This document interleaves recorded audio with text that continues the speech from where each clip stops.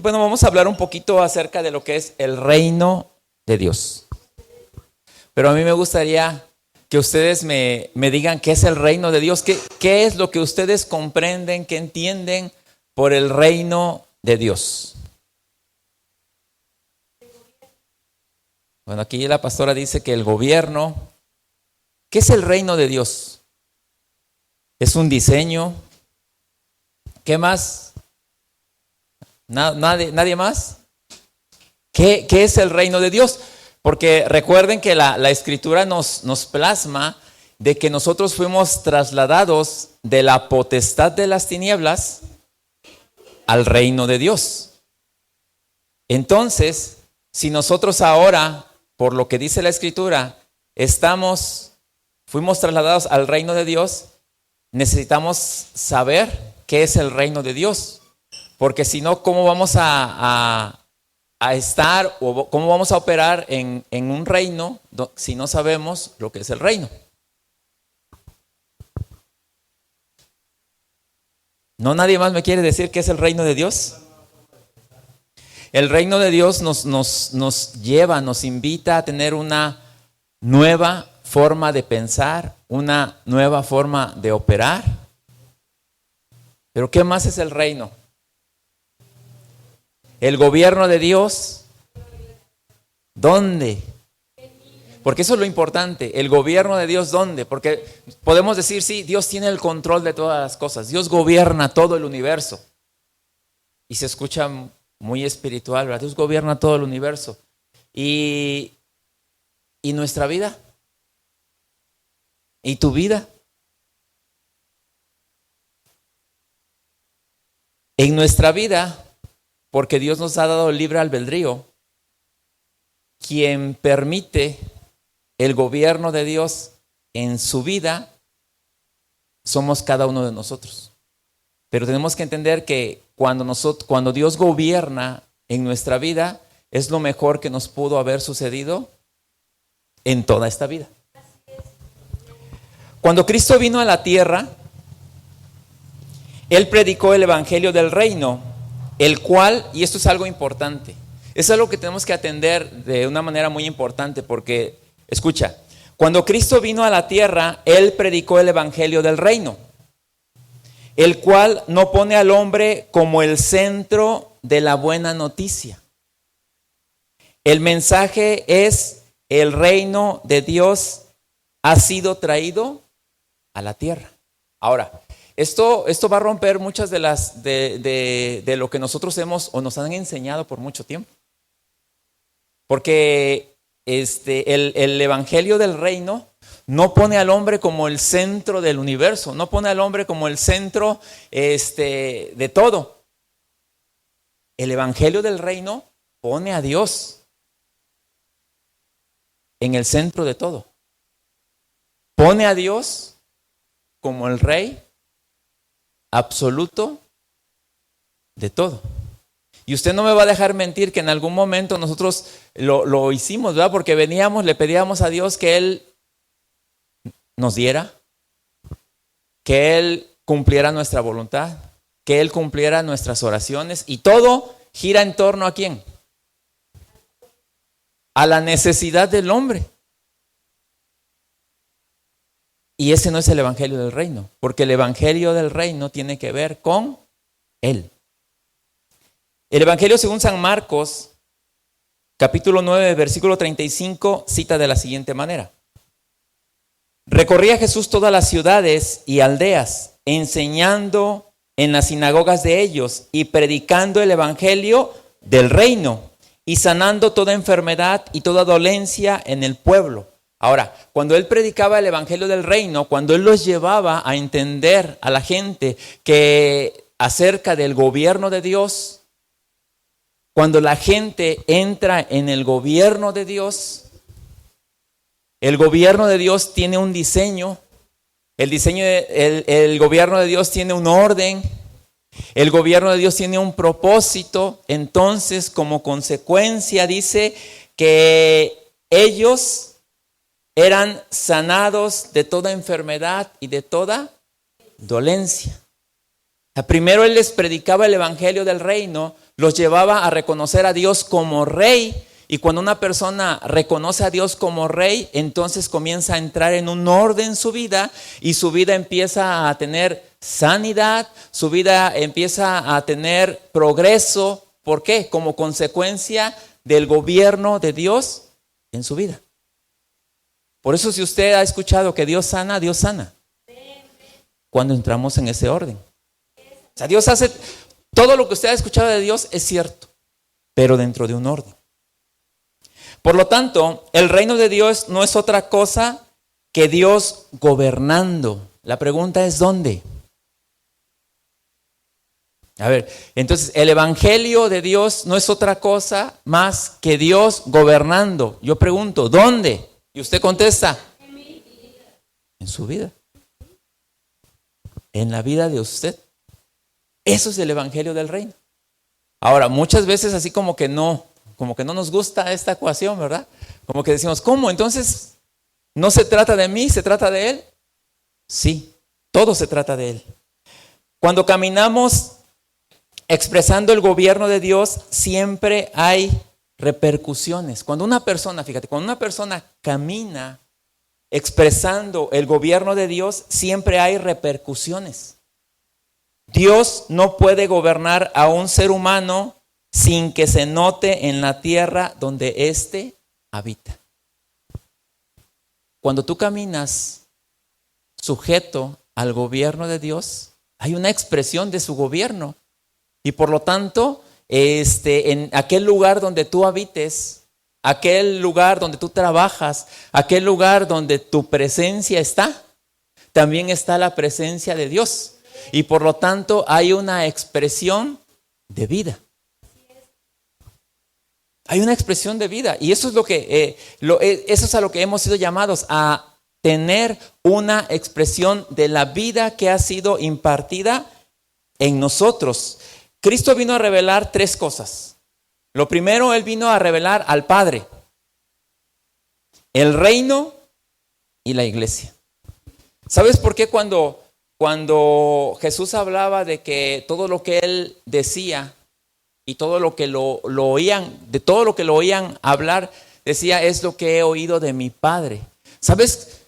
Cuando los principales sacerdotes, los escribas, escuchaban que Él decía que Dios era su Padre, ¿sabes lo que ellos sentían? ¿Tienes idea de lo que ellos sentían? Sentían coraje, lo tachaban como una persona que estaba blasfemando, una persona irreverente, irrespetuosa, porque si tú recuerdas o has leído en la Escritura que dice que nadie puede llamar Padre a Dios en el Antiguo Pacto. Entonces, Él decía que Dios era su Padre. Jesucristo vino a revelar a Dios como Padre. Vino a revelar el reino de Dios y vino a revelar la iglesia, porque hasta ese momento la iglesia no había sido revelada. La gente se congregaba en el templo, la gente hacía sacrificios en el templo, pero la iglesia hasta ese momento no había sido revelada, porque la iglesia como tal se define que es el cuerpo de Cristo, donde Cristo es la cabeza, donde Cristo es el que gobierna. Por lo tanto, lo que Cristo vino a revelar es al Padre, el reino y la iglesia. Y nosotros tenemos que entender y conocer a Dios como Padre. Imagínate, Dios quiere que nosotros lleguemos al nivel de que lo podamos conocer, no como Dios, no como el Todopoderoso, sino que lo lleguemos a reconocer como Padre. Que podamos entender que gracias a la obra de Cristo nosotros somos participantes de la naturaleza divina. Por lo tanto, en usted se expresa la naturaleza divina. ¿Por qué? Porque ahora nosotros tenemos que aprender a conocer a Dios como Padre. Colosenses 1, versículo del 9 al 10 cita de la siguiente manera: por lo cual también nosotros, desde el día que lo oímos, no cesamos de orar por vosotros y de pedir que seáis llenos del conocimiento de su voluntad en toda sabiduría e inteligencia espiritual, para que andéis como es digno del Señor, agradándole en todo, llevando fruto en toda buena obra y creciendo en el conocimiento de Dios. Conocer su voluntad no solamente como una teoría, esto ya lo habíamos hablado. No solamente conocer, esa es la voluntad de Dios, eso es lo que Dios quiere que los hombres hagan. Sino conocer la voluntad de Dios con un entendimiento espiritual, porque a veces nosotros nos vemos muy distantes de lo que es la voluntad de Dios, porque decimos, es que yo no puedo hacer esto. Yo no tengo el recurso para hacer esto. Pero cuando nosotros entendemos la voluntad de Dios con un entendimiento espiritual, sabemos que todo aquello a lo cual Dios nos está llevando, todo está presupuestado. Todo recurso del tipo que sea económico, sea intelectual, sean personas, todo lo que se necesite, Dios pone todos los medios para que nosotros lo podamos lograr, pero esto solamente es con un entendimiento espiritual. Porque podemos tener conocimiento, pero el conocimiento sin revelación es solo información. Pero el conocimiento provisto de revelación de Dios es el que habilita y capacita para alcanzar la renovación del entendimiento y la transformación del entendido, de tal forma que pueda andar como es digno del Señor. ¿Sabía usted que usted fue diseñado para andar como es digno del Señor? Y que todo lo que usted necesite para andar como es digno del Señor en Cristo ya está presupuestado. El problema es que a veces queremos ver primero todo, ¿verdad? Que todo esté acomodado ahí, como que tener todo ahí ya embodegado como para irlo jalando. Pero Dios dice, no, tienes que empezar a caminar. Tienes que empezar a dar esos pasos de fe. Y recuerde que nuestra fe no es una fe ciega, es una fe entendida. Entendiendo que lo que Dios dice se va a hacer. Y si Dios me lo dijo a mí, yo lo voy a hacer. Leemos Colosenses nuevamente 1:10, dice, para que andéis como es digno del Señor, agradándole en todo, llevando en fruto en toda buena obra y creciendo en el conocimiento de Dios. Andar como es digno del Señor no se trata de no hacer nada, sino de agradarle a Él en todo. En todo lo que nosotros hagamos.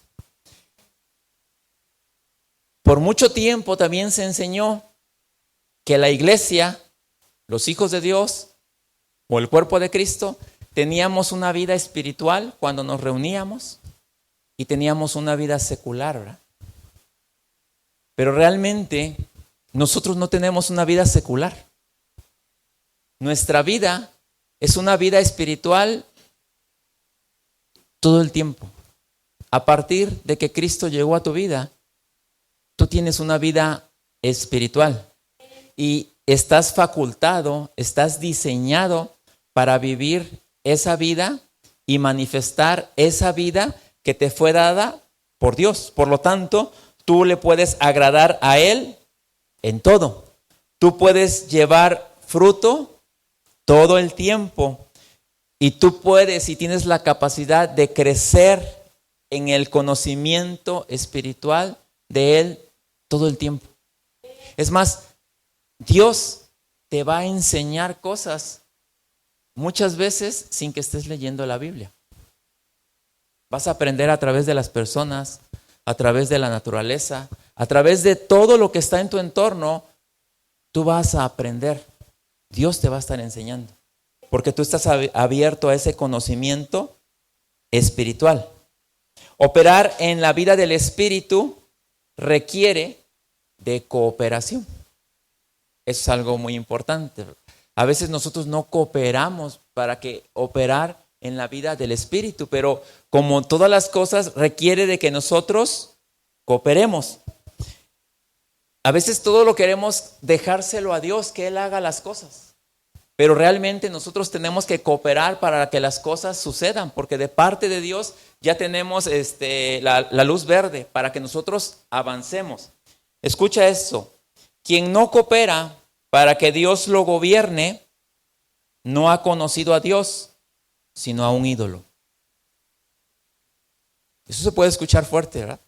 Porque quien no coopera para que Dios lo gobierne, no ha conocido a Dios, ha conocido a un ídolo, al que le pide, le resuelva los asuntos de su vida. Dígame usted, ¿no nos enseñaron a pedirle a Dios para que Él resolviera los asuntos de nuestra vida?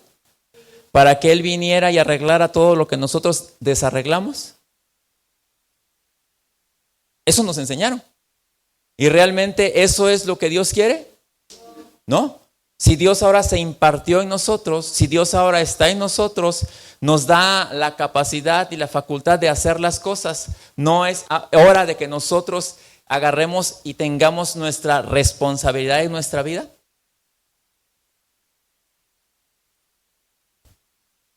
Quien conozca a Dios encontrará el reino, porque conociendo a Dios nos conocemos a nosotros mismos y entendemos que somos hijos del Padre Celestial. Cuando tú vas conociendo a Dios, te vas conociendo a ti mismo y te vas identificando como hijo de Dios. Una característica muy, muy clara y muy marcada en la vida de Jesús era que Él se identificaba totalmente siempre con el Padre. Él llegó a decir que todo lo que Él hablaba y todo lo que Él hacía era lo que había escuchado y lo que había visto acerca de su Padre Celestial. Y lo que Dios quiere es que nosotros también nos identifiquemos con Él, a tal modo que nuestro comportamiento sea una expresión del Padre Celestial que nosotros ahora conocemos. Conocer a Dios como Padre es conocerse como hijo y ciudadano del reino para vivir y mostrar su grandeza. Y una característica de ese reino al cual pertenecemos ahora es que en el reino de Dios todos somos productivos. Si usted escuchó igual o ha leído acerca de Jesús, Él hablaba de que su Padre trabaja. Y dice, y yo también trabajo. Y si usted se identifica con Dios, usted también trabaja, ¿verdad? O usted fue diseñado para trabajar. Y no le estoy diciendo que usted tenga una mentalidad de empleado, sino que usted trabaje para la obra que fue encomendado en Cristo Jesús. Mateo 21:43 cita de la siguiente manera: por tanto os digo que el reino de Dios será quitado de vosotros y será dado a gente que produzca los frutos de él. Les decía que en el reino de Dios todo está presupuestado. Pero como todo está presupuestado, para todo aquel que está dando fruto. Por lo tanto, para que usted viva, para que usted exprese ese fruto, pues usted tiene que recibir todo ese recurso. Pero si alguien tiene todo el recurso ahí amontonado o ni se da cuenta que lo tiene, ¿qué es lo que pasa ahí? Y si alguien quiere hacerlo, ¿qué hacemos? Yo no sé si usted ha visto esto, gente que tiene un potencial tremendo, que tiene recursos tremendos, que tiene tanto para hacer, y usted lo ve que no hace nada. Y usted dice, yo quisiera la mínima parte de lo que tiene esta persona para poder hacer.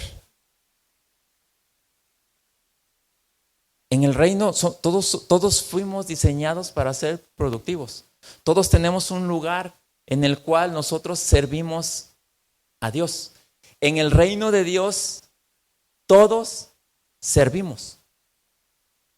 Solo que no todos han descubierto en qué lugar van a estar sirviendo, pero el diseño de Dios es que todos en su reino, todos servimos y todos tenemos las capacidades para ser efectivos en aquello en lo cual nosotros vamos a estar sirviendo. Cuando estudiamos la vida de Jesucristo en los evangelios, podemos darnos cuenta de lo que le daba sentido a la vida, actividad y destino, que era hacer la voluntad del Padre. Para Jesús, lo que le daba sentido a su vida, a su razón de ser, era hacer la voluntad del Padre. Toda su vida estaba encerrada en hacer la voluntad del Padre. Ahora, nosotros estamos o fuimos introducidos a un propósito eterno, que es darlo a conocer. Yo quiero que usted identifique desde su profesión, desde su trabajo, desde su asignación, desde el lugar donde usted fue colocado, desde su posición geográfica, desde cualquier punto, usted analice cómo va a poder manifestar a Dios. ¿Se puede? ¿Se puede? Carlos, en tu posición de estudiante, ¿puedes ser luz? ¿Puedes expresar a Dios? Se puede. Alguien que tiene un negocio, una empresa, desde su negocio, su empresa, ¿puede expresar a Dios? Alguien que tiene una profesión, desde su profesión, ¿puede expresar a Dios? Si usted es ama de casa, usted desde su casa, en la crianza de sus hijos, ¿usted puede expresar a Dios? En el lugar donde usted esté, ¿usted puede expresar a Dios? Y expresando a Dios, ¿usted sería parte del propósito eterno de Dios? ¿Sí o no? Sí, claro que sí. Entonces, ¿todos tenemos un lugar en el cual podemos servir a Dios? Claro que sí.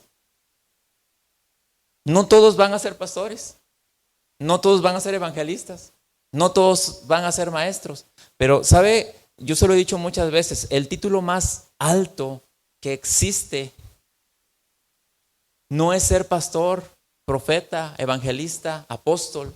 El título más alto que existe es ser hijo de Dios. Y usted es hijo de Dios. Y por lo tanto, usted puede expresar la grandeza de Dios.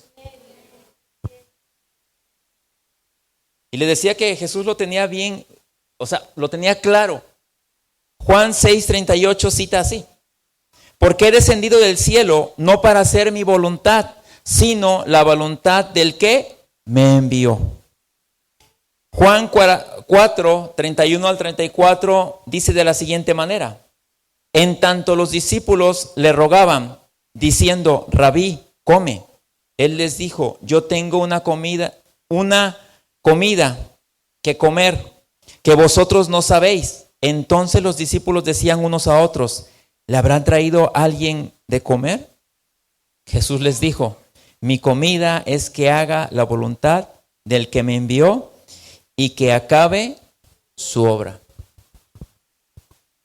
Yo no sé si usted ha estado a veces tan, ¿cómo le puedo decir? Tan adentrado en terminar algo que no se da ni cuenta de que pasan las horas y que es la hora de comer o que es la hora de cenar, sino que está usted tan enfocado en lo que está haciendo que pierde la noción del tiempo, porque está enfocado en aquello que usted quiere alcanzar. Bueno, ese es el nivel en el que estaba Jesús, que decía, mi comida es hacer la voluntad de mi Padre. Yo no le digo que usted no coma. Coma, tiene que comer. Pero tenemos que entender que la importancia que Jesús le daba al hacer la voluntad del Padre, y es el nivel de importancia que nosotros debemos de darle al hacer la voluntad del Padre. Para poder dar cumplimiento a la voluntad del Padre, Cristo nos ha dado o nos ha dotado por nuestra comunión con Él de sabiduría e inteligencia espiritual, que es la facultad que nos da el Espíritu Santo para que la mente espiritual comprenda a Dios y las cosas de Dios, de tal forma que cada creyente sea un hijo entendido de Dios y efectivo en los asuntos eternos del reino. O sea, Dios nos ha dotado de sabiduría y de entendimiento espiritual. Por eso es que no se sorprenda si ahora usted está conociendo la Escritura y si usted dice, ¿por qué no vi esto antes? Pero ahora lo está viendo. Y si ahora lo está viendo, aplíquelo, vívalo, tómenlo. No lo echen en saco roto, sino que tómenlo, porque es ahora Dios que le está dando esa sabiduría, esa inteligencia espiritual para que usted opere en su vida con esa sabiduría y con esa inteligencia espiritual. Para poder alcanzar esto se requiere no solo de saber, que saber es importante, sino de conocer a Jesucristo, en quien están escondidos los tesoros de la sabiduría y del conocimiento de Dios. Recuerde que todo lo que Dios quiere hablar y todo lo que Dios quiere mostrarnos, lo hace a través de su Hijo. Todo lo que usted quiera conocer acerca de Dios, todo lo que usted quiera conocer acerca del Padre, lo va a conocer usted ahora a través del Hijo. La Escritura dice que ahora Él nos habla por el Hijo, ¿sí? A través del Hijo. Y usted tiene que conocer la obra del Hijo. Colosenses 2, versículo del 1 al 3 dice así: porque quiero que sepáis cuán grande lucha sostengo por vosotros y por los que están en la Odisea, y por todos los que nunca han visto mi rostro, para que sean consolados sus corazones, unidos en amor, hasta alcanzar todas las riquezas de pleno entendimiento, a fin de conocer el misterio de Dios el Padre, y de Cristo, en quien están escondidos todos los tesoros de la sabiduría y del conocimiento. Y vemos aquí que el deseo en el corazón del apóstol Pablo es, ¿cuál es el deseo en el corazón del apóstol Pablo? Dice que encuentren consuelo en sus corazones por la verdad que ustedes han recibido. Hace 8 días lo decíamos, conocerán la verdad y la verdad los hará libres. ¿Y quién es la verdad? La verdad es Cristo. Él es la verdad.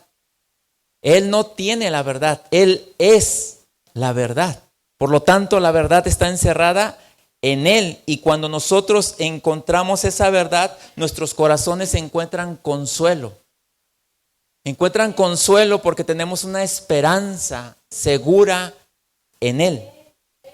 También el deseo en el corazón del apóstol Pablo es que el amor de Dios y por Dios nos una a todos. Primero es el amor de Dios que viene a nuestra vida. Pero cuando tú conoces a Dios, el amor por Dios nos une. Porque podemos estar y podemos tener distintos puntos de vista. Yo no le digo que usted va a pensar como piensa el que está del otro lado. O el que tiene a usted al lado. Pero algo que nos lleva a entender el amor de Dios y el amor por Dios es que trae unidad. Aunque tengamos distintas maneras de pensar, pero el amor por Dios y el amor de Dios nos une para avanzar, para vivir, para expresar la grandeza de Dios. 3, también nos dice que para que nosotros alcancemos todas las riquezas de pleno entendimiento, ¿sí? En Él alcanzamos toda esa riqueza. En Cristo alcanzamos la riqueza de un pleno entendimiento, porque es la persona de Cristo la que nos muestra, la que nos revela, la que nos ilumina para que podamos conocer a Dios de la manera que Él quiere revelarse a nosotros. Primero como Padre.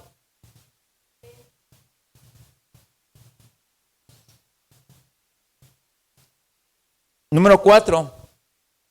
Dice conocer el misterio de Dios el Padre, conocerlo y verlo como Padre. Ya no lo vea como un Dios que está lejano, sino que al Padre usted lo pueda ver como padre. Que usted pueda sentirse respaldado por su padre. Que usted pueda sentir el apoyo de su padre. ¿Sí? Si tuvo una paternidad, una buena experiencia con su paternidad terrenal, pues no tiene problema. Pero si no tuvo una buena experiencia con su paternidad terrenal, déjese apapachar, déjese abrazar por su Padre Celestial. O sea, no ponga la barrera si usted tuvo la mala experiencia, no ponga esa barrera, sino que aproveche y déjese abrazar por su Padre. Conozca a Dios como Padre y que usted pueda decir, Él es mi Padre y Él está conmigo. Él me respalda en todo lo que yo hago. Yo oigo la voz de mi Padre y hago lo que mi Padre me dice. El deseo en el corazón del apóstol Pablo también dice que nosotros tengamos un conocimiento de Cristo y de su obra. O sea, que no conozcamos a Cristo solamente al Cristo crucificado, sino que podamos ver al Cristo resucitado, que está sentado a la derecha del Padre con gloria y poder. El Cristo que logró por nosotros salvación, justificación, perdón de pecados, redención, al Cristo con el cual nosotros tenemos comunión. Todo lo que usted es y todo lo que se ha logrado en favor de usted es gracias a la obra de salvación. Por eso cada hijo de Dios necesita conocer la obra de salvación de Cristo, pero conocerla a fondo. No solo decir, pues sí, Él fue a la cruz y ya. No, eso trasciende todo lo que usted no tiene ni idea. Todo lo que Cristo logró en la cruz, Cristo vino a dar cumplimiento a todas las demandas justas de la ley. Si usted lee el Antiguo Pacto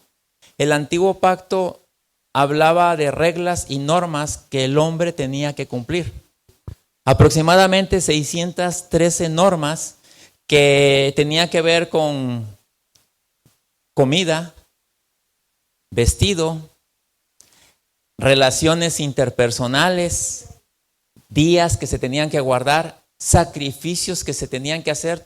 Todas esas cosas, esas 612 o 613 normas se tenían que cumplir al pie de la letra. Y decía la ley, aquel que cumpliese 612, pero le falta una, le era contado como pecado. ¿Te imaginas? Todo el esfuerzo, dice, no, ya. O sea, porque la ley lo que mostraba era el estándar de perfección de Dios. Y le mostraba también al hombre que el hombre tenía una necesidad de un salvador, de un redentor. Y le estaba diciendo, por tus propias obras tú no lo vas a poder cumplir. Tienes la necesidad de que alguien venga a hacer esto. Y el único sacrificio que Dios aceptó y que suplió las demandas de Dios fue el sacrificio de Jesucristo. Por eso cuando Juan lo presenta de la siguiente manera. He aquí el Cordero de Dios que quita el pecado del mundo. En los sacrificios del antiguo pacto, el Cordero cubría el pecado de la persona que llevaba el sacrificio. Y al año siguiente se tenía que hacer otro sacrificio porque el pecado nuevamente estaba ahí. Pero a diferencia de esos sacrificios que se tenían que hacer año con año, el sacrificio de Jesucristo es un sacrificio perfecto. Por eso tenemos que dimensionarlo. Por eso cuando Juan lo presenta como el Cordero de Dios que quita, ya no es que cubre, sino que quita el pecado del mundo, estamos hablando de cosas mayores. Por eso es que cada hijo de Dios necesita conocer la obra de Cristo. Y también el deseo en el corazón del apóstol Pablo es que tengamos ese conocimiento de su obra. Y lo que lo que yo quiero que concluyamos hoy, lo que Cristo vino a revelar. ¿Alguien se acuerda? ¿Qué vino a revelar Cristo?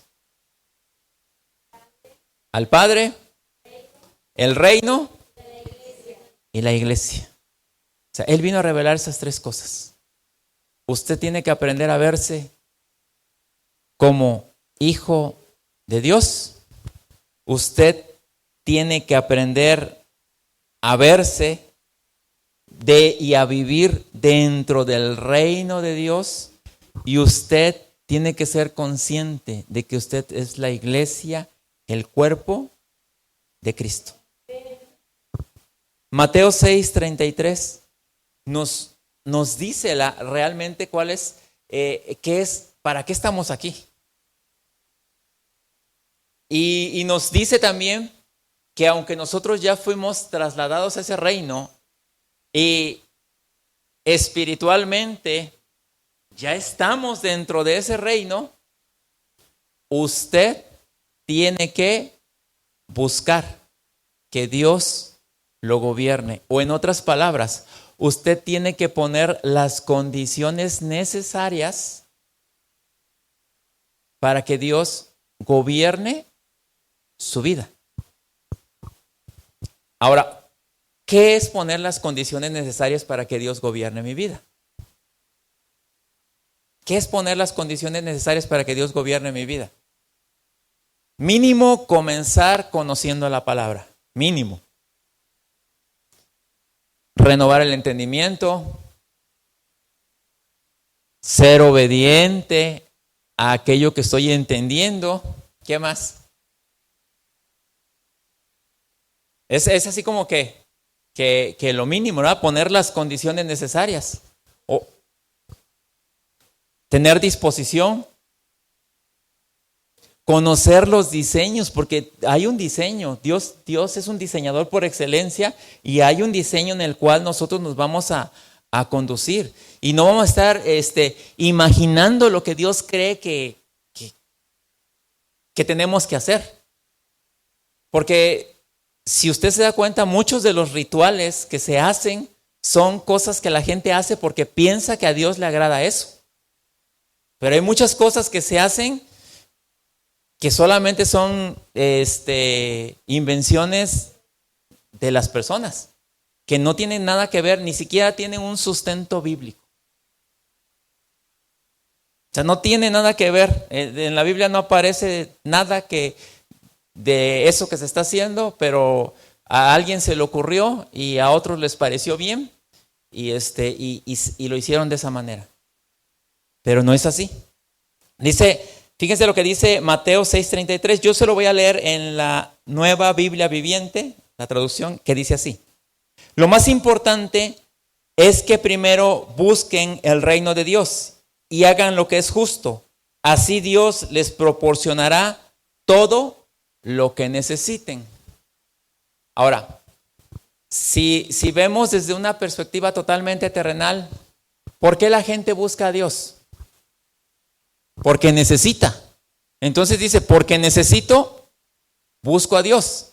¿Y qué le va a pedir a Dios? Lo que necesita. Pero ¿y qué dice la Escritura? Busquen el reino de Dios por encima de todo lo demás. Busca el gobierno de Dios por encima de lo que necesitas.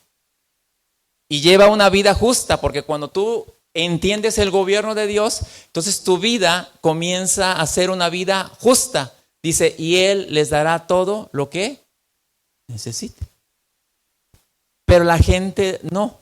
Busca a Dios porque necesita. Y ese es un problema.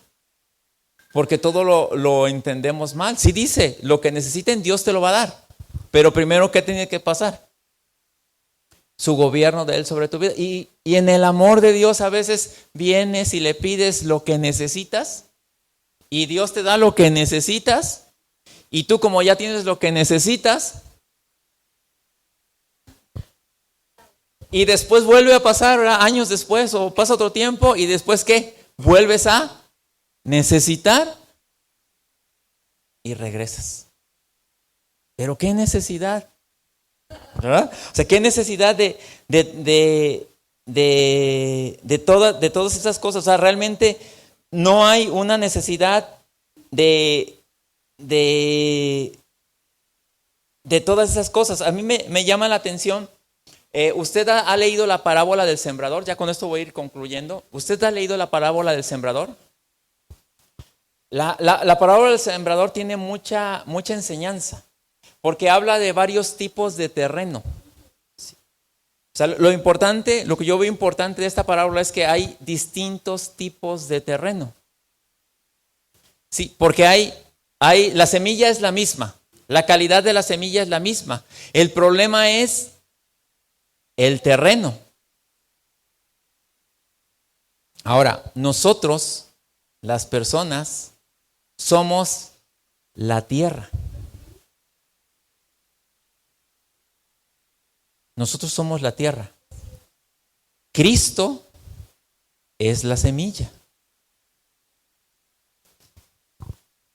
Dios deposita la semilla en la tierra, en las personas.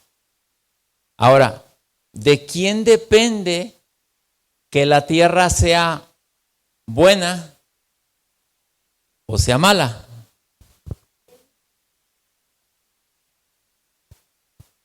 ¿Quién pone las condiciones necesarias para que la semilla pueda tener una expresión de vida? Cada uno de nosotros, ¿sí? Eso ya no depende de Dios, porque de Dios depende la calidad de la semilla, y la semilla está certificada, sellada con el Espíritu Santo.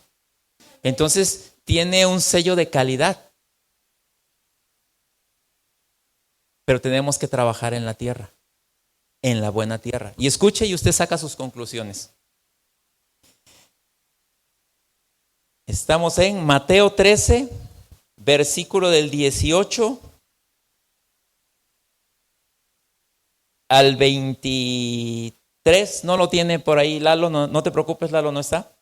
Y dice así: Oíd pues vosotros la parábola del sembrador. Cuando alguno oye la palabra del reino y no la entiende, viene el malo y arrebata lo que fue sembrado en su corazón. Este es el que fue sembrado junto al camino. Y el que fue sembrado en pedregales, este es el que oye la palabra y al momento la recibe con gozo, pero no tiene raíz en sí, sino que es de corta duración, pues al venir la aflicción o la persecución por causa de la palabra, luego tropieza. El que fue sembrado entre espinos, este es el que oye la palabra, pero el afán de este siglo, el engaño de las riquezas, ahogan la palabra y se hace infructuosa. Mas el que fue sembrado en buena tierra, este es el que oye y entiende la palabra y da fruto y produce a 100, a 60 y a 30 por uno.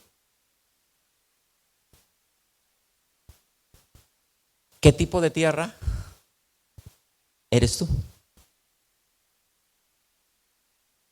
sea, no me va a dejar negar, porque esto a mí me parece algo tan maravilloso, porque si usted lee primero la parábola del sembrador, llega un momento en que él la da a toda la gente y los discípulos llegan y le dicen: Señor, explícanos la palabra porque no te entendimos, la parábola porque no te entendimos nada. Nada. Y aquí es donde Jesús explica la parábola. O sea, esta explicación no es una interpretación de un hombre. Esta es la interpretación directamente de él. Entonces, él la interpreta y él se las dice: a vosotros les es dado a conocer los misterios del reino. Y les empieza a decir todas estas cosas. Y les empieza a mostrar. Y podemos ver que hay algunos que sí oyen la palabra del reino y no la entienden. O sea, tú puedes tener un auditorio donde es la misma semilla, es la misma palabra, y hay gente que sale igual o peor. Sale con más dudas. O sea, te dice, no la entiendo, ¿sí? Y como no la entiende, la palabra, pues le es arrebatada. Porque no la entiende, no se da la oportunidad de que la entienda. Y dice, este es el que fue sembrado junto al camino. Y dice, el que fue sembrado en pedregales, dice, este es el que oye la palabra y al momento la recibe con gozo. He escuchado gente que recibe la palabra, amén, gloria a Dios, aleluya. Y quedó en eso nada más. O sea, quedó en una emoción. O sea, porque tú al parecer, hasta dice uno está compartiendo y se emociona de que te está diciendo, la está entendiendo y de repente lo ves y dices, pues no la entendió. Dice en pedregales, dice, este es el que oye la palabra y al momento la recibe con gozo, pero no tiene raíz en sí. O sea, no hay una raíz. O sea, solamente la recibe de una manera superficial. Dice, sino que es de corta duración, pues al venir la aflicción o la persecución por causa de la palabra, luego tropieza. 22 dice, el que fue sembrado entre espinos, dice, este es el que oye la palabra, pero el afán de este siglo, el engaño de las riquezas, ahogan la palabra y se hace infructuosa. Si usted tiene la experiencia con el campo, con las semillas, usted puede darse cuenta que cuando hay humedad y hay un pedregal, la semilla crece. O sea, germina. Pero como no puede meter su raíz, ¿qué pasa? Y igual cuando está entre espinos, sí puede crecer. Pero llega un momento en que los espinos crecen también tanto que la ahogan. Pero dice, mas el que fue sembrado en buena tierra, este es el que oye. Fíjese, aquí es lo importante. Oye, entiende la palabra y da fruto. Entonces, la idea de aquí es oír, entender y dar fruto. No solamente oír, sino es necesario entender. Dice, y da fruto y produce a 100, a 60 y a 30 por uno. O sea que hay un incremento. Ahora la pregunta aquí es, ¿quién se incrementa? ¿La semilla o la tierra? Yo no sé si usted ha tenido la experiencia de que tiene una maceta donde ha plantado una semilla y la semilla crece. ¿Sí? ¿Ha tenido esa experiencia? Sí. ¿Y usted qué espera? ¿El incremento de la tierra o de la semilla? Entonces, ¿por qué cuando tenemos conocimiento, entendimiento, queremos crecer nosotros y no queremos que la semilla crezca? Empezamos a creer, porque a veces cuando Dios empieza a obrar a nuestro favor, cuando empieza a haber una expresión de la vida de Dios, porque a veces nos creemos que nosotros somos los que hacemos y no entendemos que el que ha hecho y el que está haciendo y el que está creciendo es Él. Porque Él es el que gobierna nuestras vidas. Eso es el reino de Dios, el incremento de Cristo en la vida de nosotros. Ese es el gobierno de Dios. A eso fuimos llamados nosotros. Pero déjeme decirle que cuando el gobierno de Dios se incrementa y se expresa en usted, el beneficiario de todo o todas las consecuencias de ser sujeto, de estar sujeto al gobierno de Dios, las va a vivir usted. Todos los beneficios van a ser para usted, aunque Él es el que crece, pero usted es el que sale beneficiado de todo esto. ¿Sí? Esto es la obra de Cristo. Esto es el evangelio del reino. Esto es a lo que hemos sido llamados por Dios, a que Cristo sea el que gobierna nuestra vida. Oramos, Padre eterno, gracias por tu palabra. Gracias porque sabemos que tu reino y tu gobierno fue traído por ti, fue establecido por ti, Señor, pero a nosotros nos corresponde extenderlo, Señor. A nosotros nos corresponde ser dóciles para que tú seas el que gobierne y nuestra vida tenga una expresión tuya, Señor, para que aquellos que no te conocen puedan conocerte por ese crecimiento que tú tienes en nosotros. Gracias, Padre, te damos en el nombre de Cristo Jesús. Amén Amén. Y a todos aquellos que nos ven a través de las redes sociales, les pedimos compartan este mensaje para que más gente sea edificada en esta verdad presente. Nos vemos a la próxima.